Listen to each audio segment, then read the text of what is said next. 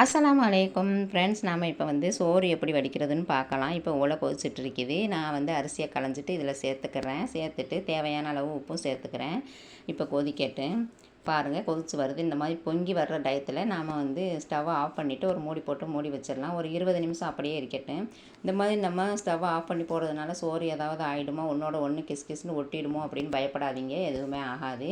இப்போ முக்கால்வாசி வெந்துருச்சு பாருங்கள். இப்போ ஸ்டவ்வை ஆன் பண்ணி ஒரு 10 நிமிஷம் கொதிக்க விடலாம். இதனால் நம்மளுக்கு கேஸும் மிச்சம், டைமும் சேவ் ஆகும்.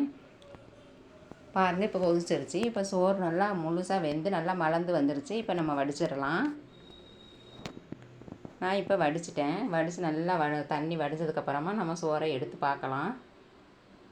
பாருங்கள் எப்படி உதிரி உதிரியாக நல்லா பொலன்னு இருக்குதுன்னு பாருங்கள்.